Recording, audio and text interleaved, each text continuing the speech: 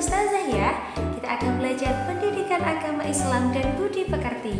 Sebelum kita mulai belajar, Raditu billahi rabba wa bil islami dina wa bi muhammadin nabiyya wa rasula rabbi zidni ilma warzuqni fahma.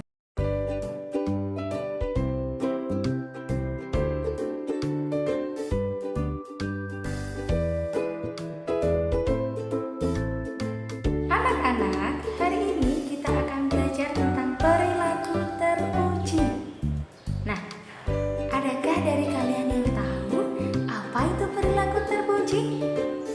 Benar, perilaku terpuji adalah perilaku yang baik yang sesuai dengan syariat Islam. Siapakah yang kita jadikan contoh dalam berperilaku? Benar sekali, kita mencontoh perilaku terpuji dari Nabi Muhammad SAW. Beliau adalah uswatun hasanah. Kita harus meneladani perilaku terpuji Nabi Muhammad SAW. Lalu, apa saja kira-kira perilaku terpuji yang wajib kita teladani? Perilaku terpuji yang pertama adalah berkata yang baik.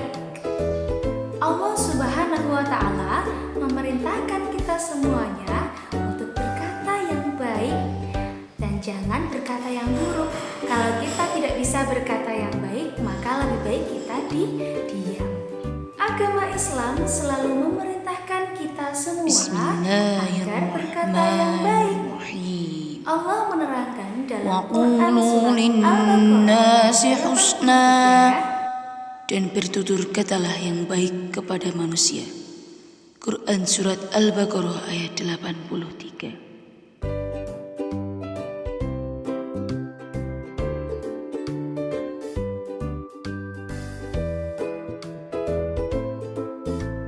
Artinya kita diajarkan untuk melemahkan suara kita.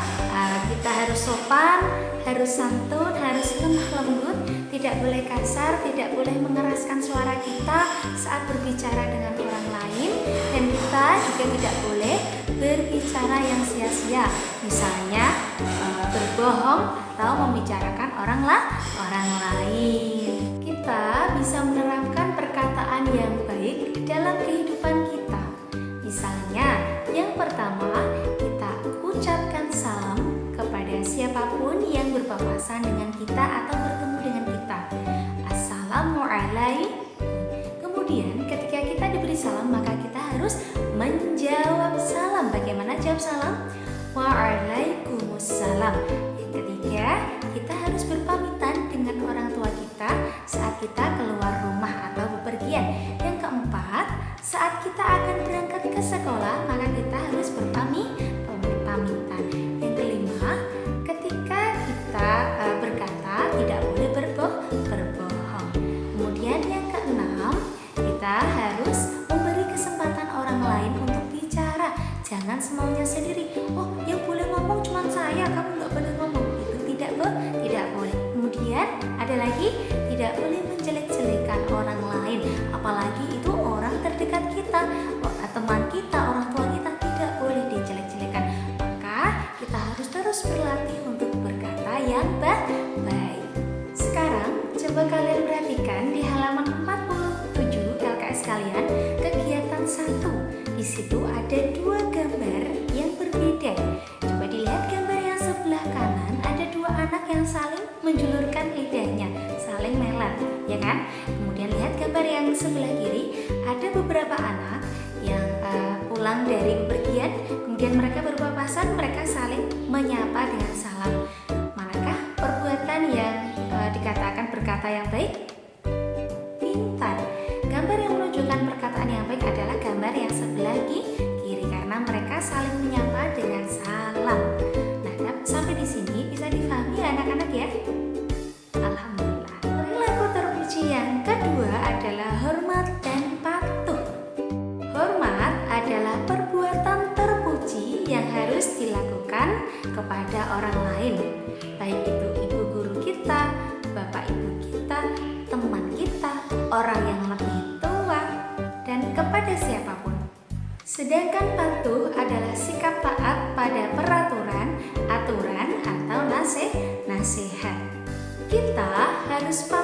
kepada peraturan atau nasihat baik yang ada di sekitar kita, baik itu peraturan sekolah, nasihat orang tua, ataupun yang lain.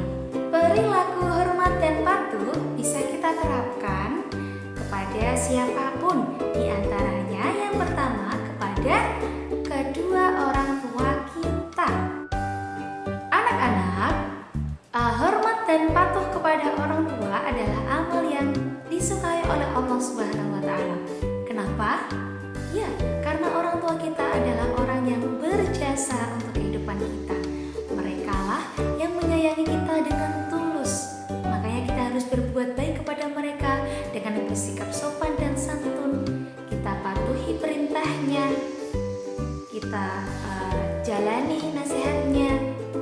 Karena sekali lagi mereka berdua, orang tua kita lah yang telah sangat berjasa untuk kehidupan kita.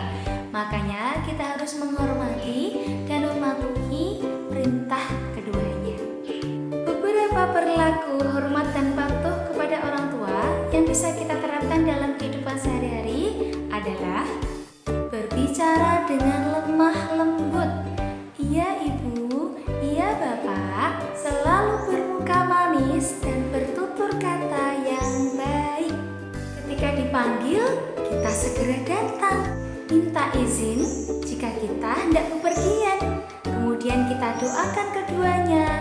Kita mintakan ampunan kepada Allah. Kita buat senang hati mereka dengan menjalankan semua perintah dan nasihatnya. Selain orang tua, yang harus kita hormati adalah guru-guru kita. Guru adalah orang tua kedua kita di sekolah. Mereka lah yang berjasa memberikan pelajaran kepada kita, mendidik kita, menjaga kita selama ada di sekolah. Makanya kita harus berperilaku yang baik kepada mereka. Kita hormati mereka, kita patuhi perintah dan nasihatnya. Sikap hormat yang bisa kita terapkan di kehidupan sehari-hari kita kepada guru kita adalah membiasakan diri berperilaku hormat kepada bapak ibu guru, kemudian membiasakan diri bersikap sopan kepada bapak ibu guru, berkata atau bertutur kata dengan lemah lembut. Kita berikan salam ketika bertemu. Jika diberikan amanah, kita pegang dengan benar. Ketika kita keluar kelas, kita harus meminta izin, dan masih banyak lagi contoh yang lainnya. Selain orang tua dan guru kita yang harus kita hormati dan patuhi, maka yang harus kita hormati juga adalah anggota keluarga kita. Apa kunci kerukunan dari anggota keluarga? Benar, saling menghormati. Apa jadinya kalau dalam satu keluarga tidak saling menghormati? Ya, akan terjadi perpecahan, saling bermusuhan. Makanya dalam satu keluarga, setiap anggotanya itu harus saling menghormati dengan cara menjaga silaturahmi, menjaga sikap sopan santun. Maka dengan begitu, hubungan kekeluargaan akan semakin erat, akan semakin dekat. Sampai di sini bisa dipahami anak-anak? Alhamdulillah. Perilaku terpuji yang ketiga adalah mensyukuri karunia dan pemberian. Pemberian dan karunia siapa? Karunia Allah. Syukur adalah sikap berterima kasih kepada Allah Subhanahu wa Ta'ala atas segala nikmat dan karunia serta pemberian yang diberikan Allah kepada kita. Karunia Allah itu sangat banyak, meliputi seluruh yang ada di alam semesta ini. Oleh karena itu, kita harus bersyukur dengan mengucapkan Alhamdulillahirabbil alamin. Karena nikmatnya itu tidak terhitung. Manusia tidak akan pernah cukup untuk menghitung karunia dan nikmat yang diberikan oleh Allah kepada kita. Oleh karena itu, kita harus terbiasa mengucap Alhamdulillah untuk menghindari sikap yang sombong. Karena kita itu tidak punya apa-apa selain pemberian dari Allah. Semua ini milik Allah, termasuk nyawa kita, tangan kita, mata kita, mulut kita, hidung kita. Ini semua pemberian Allah. Makanya kita tidak boleh sombong. Kita harus selalu bersyukur atas nikmat yang diberikan oleh Allah Subhanahu wa Ta'ala. Allah memberikan nikmat jasmani kepada kita dengan tubuh yang sehat, tubuh yang kuat, anggota tubuh yang lengkap. Kita bisa mensyukuri dengan cara menjaga tubuh kita agar tetap bugar, tetap sehat. Kemudian kita gunakan anggota tubuh kita untuk sesuatu yang bermanfaat, untuk sesuatu yang baik. Kita juga diberikan nikmat rohani loh anak-anak.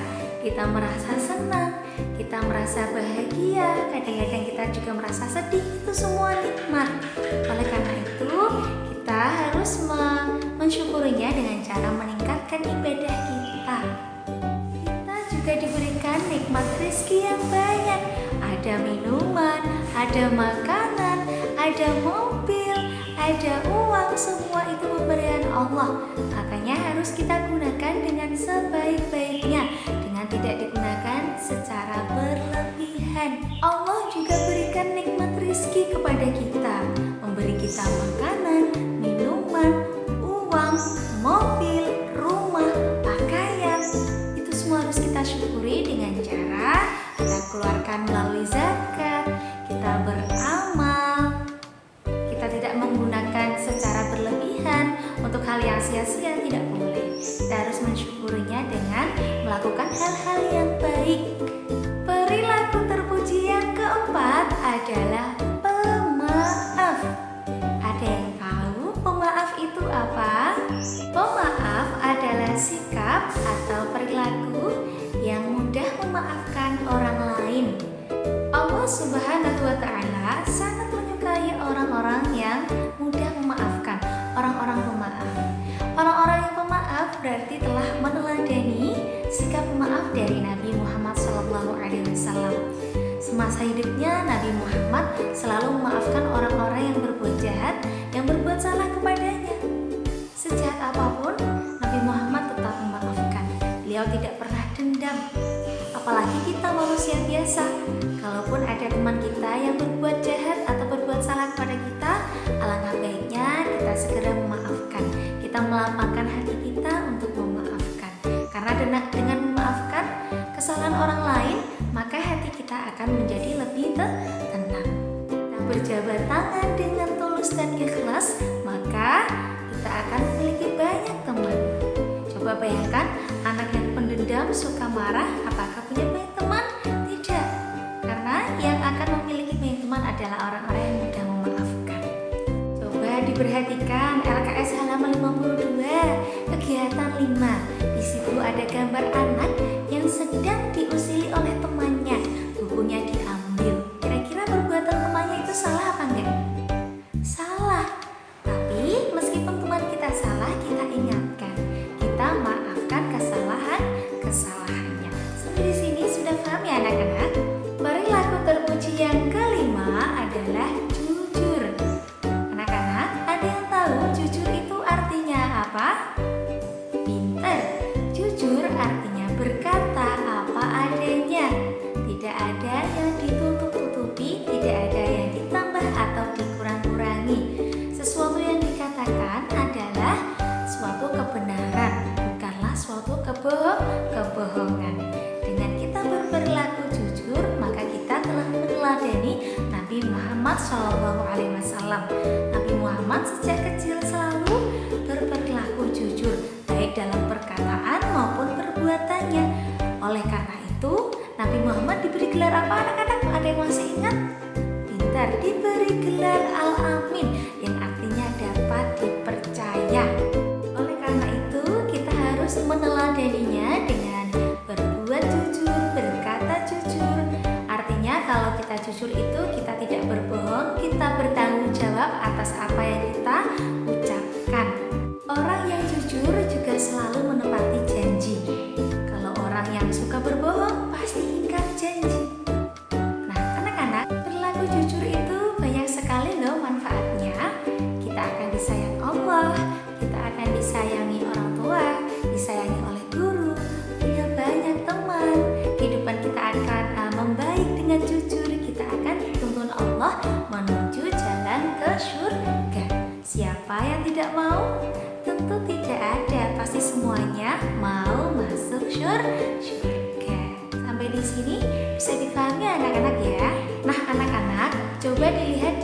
sekalian, di halaman 53 di situ kegiatan 6 terdapat 3 gambar. Manakah yang menunjukkan perilaku jujur? Ya, pintar sekali. Gambar 1 menunjukkan anak yang mencontek, artinya dia tidak jujur. Gambar yang kedua dan yang ketiga adalah gambar yang benar, yang berperilaku jujur. Sampai di sini sudah bisa dipahami anak-anak ya? Alhamdulillah. Perilaku terpuji yang keenam adalah percaya diri. Ada yang pernah dengar percaya diri itu apa?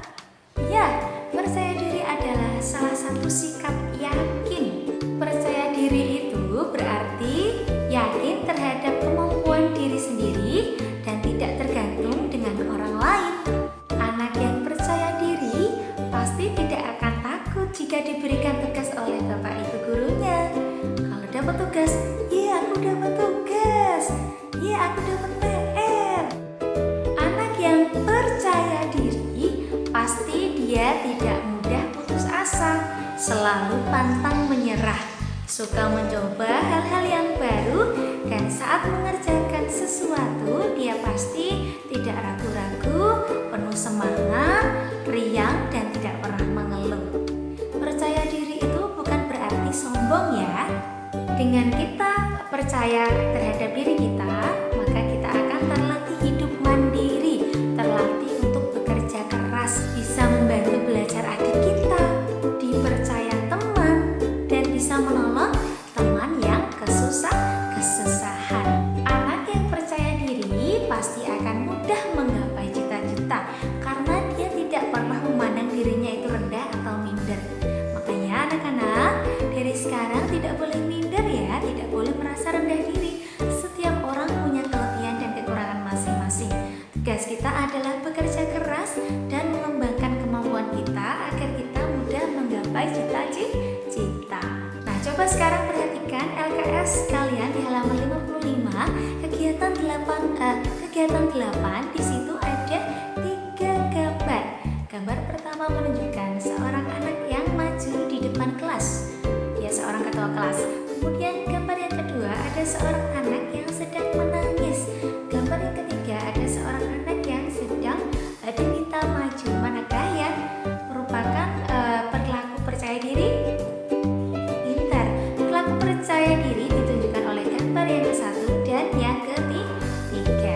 Karena keduanya itu berani untuk tampil di depan teman-temannya. Oleh karena itu, mulai sekarang kalian berani ya, kalian percaya diri ya untuk tampil atau percaya diri itu bukan berarti sombong, tapi melatih kemampuan kita untuk terus berkembang. Bisa dipahami ya anak-anak sampai di sini? Alhamdulillah. Cukup sekian belajar kita hari ini anak-anak. Semoga apa yang kita pelajari hari ini bisa bermanfaat untuk kita semuanya. Apabila Ustazah terdapat kesalahan kata, Ustazah mohon maaf ya. Kita tutup pelajaran kali ini dengan bacaan hamdalah bersama-sama. Alhamdulillahirabbil alamin. Ustazah pamit undur diri. Wassalamualaikum warahmatullahi wabarakatuh.